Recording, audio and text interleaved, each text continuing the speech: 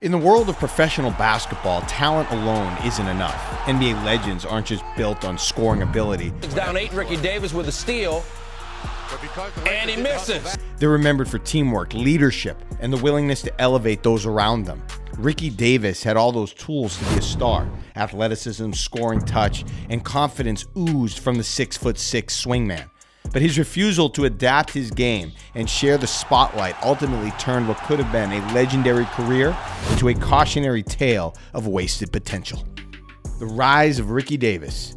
Tyree Ricardo Ricky Davis was born in Las Vegas, Nevada, but made his basketball name in Iowa. A standout at North High School in Davenport, Davis was one of the top players in the state. As a freshman, he earned a spot on the varsity team and committed to the Iowa Hawkeyes after just 2 years. His athleticism was undeniable. Davis had a 42-inch vertical leap and raw scoring ability that screamed NBA potential. In his lone college season, Davis averaged 15 points per game as a freshman, a rare feat that propelled him to enter the 1998 NBA draft. While many scouts doubted his readiness, citing his transition from high school center to college wing, he was still selected 21st overall by the Charlotte Hornets. Early struggles and mentorship. Davis's entry into the NBA was rocky. Watch Ricky Davis.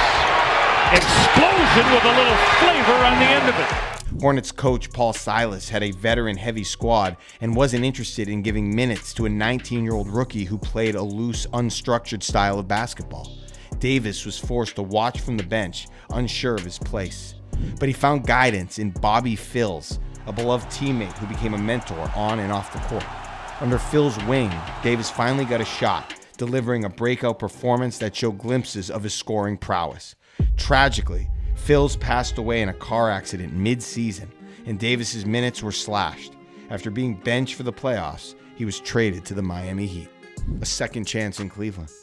Injuries and inconsistency plagued his stint in Miami, but a trade to the Cleveland Cavaliers changed everything. Head coach John Lucas saw beyond the selfish label and gave Davis significant playing time. Davis responded by averaging 15.1 points per game and posted a new career high of 35 points against the Lakers. As the Cavaliers cleared room for him by trading away Lamont Murray, Davis was rewarded with a 6-year, $34 million contract. For a while, it looked like Davis had finally found his home. He exploded for 45 points against Milwaukee and notched multiple 40-plus point games, becoming one of the most electric scorers in the league. But while the numbers dazzled, a deeper problem was festering. Ricky Davis didn't want to share the ball. Davis's me-first mentality became his defining trait. Despite averaging over 20 points per game, he was taking 18 shots a night. His teammates often stood idle while Davis dominated possessions. One infamous moment would become symbolic of his entire career. In a game where he was just one rebound shy of a triple-double, Davis intentionally missed a shot on his own basket just to grab the rebound. The attempt backfired, and so did his reputation. He was suspended by Coach Lucas in an attempt to correct his behavior, but Davis seemed more interested in stats than winning. Unfortunately for Davis, his selfishness would soon collide with greatness. The LeBron James fallout. The Cavaliers landed the number 1 pick in the 2003 NBA draft and selected a local phenom named LeBron James. Davis didn't see him as a future MVP or franchise savior. Instead, he believed LeBron would help him score more points. In Davis's own words, "I thought LeBron was just going to be another addition to the team helping me score." The Cavs had hoped LeBron and Davis would form a deadly 1-2 punch, but Davis refused to play second fiddle. His reluctance to mentor LeBron or adjust his game to the team's future led to the internal tensions that existed. Paul Silas, now coaching the Cavs, suspended Davis for his attitude, and the organization quickly realized he was not the right fit alongside their rising superstar. Ricky Davis was traded to the Boston Celtics mid-season. The message was clear: if you can't play with LeBron, you can't stay in Cleveland. Some redemption in Boston. To his credit, Davis showed growth in Boston, playing next to Paul Pierce under coach Jim O'Brien and later Doc Rivers. He adapted his game and became a key contributor off the bench. His efforts were rewarded with a second-place finish in Sixth Man of the Year voting. In the playoffs, Davis played smart, efficient basketball and helped the Celtics push the Indiana Pacers to a tough 7-game series. But despite flashes of maturity, the damage to his reputation was hard to erase. Teams still question whether Davis could truly be a part of a championship-caliber roster. After being traded to the Timberwolves to appease Kevin Garnett, Davis played well statistically, but was part of another underperforming roster.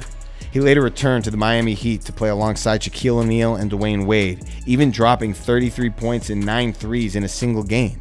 However, the Heat's collapse due to injuries and internal conflict overshadowed his strong performances. Eventually, Davis's body began to give out. His high-flying playing style took a toll, and injuries caught up with him.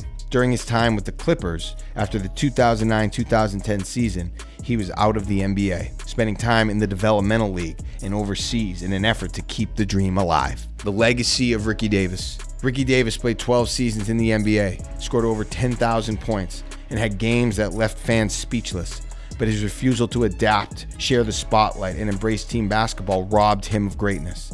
He had the opportunity to be LeBron's first co-star, a Scottie Pippen to his Jordan. But unlike his later collaborations with Paul Pierce and Kevin Garnett, Davis couldn't bring himself to pass the metaphorical torch. In a league that values chemistry as much as talent, Davis's story is a clear example of how pride can derail potential. He had everything: athleticism, scoring touch, flair, but what he lacked was what wins games: unselfishness. If Ricky Davis had passed more, would he have a ring? Would we be talking about him as LeBron's first great teammate? We'll never know. But we do know this: in the NBA, greatness isn't measured by how many points you score, but by how much you're willing to give up so your team can win. But he gets it back, and then he gets the dunk, so he gets a rebound and